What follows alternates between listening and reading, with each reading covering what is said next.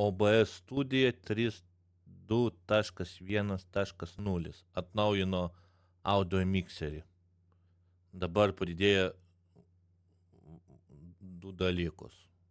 O čia spaudžiat, tada jūs girdit.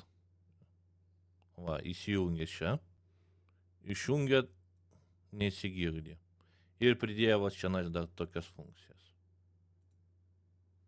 Tokia. Aš čia a kas čia? O taip. Ai, vietomis. Jo, vietomis galima keisti. Aš naudosiu tik šitą funkciją.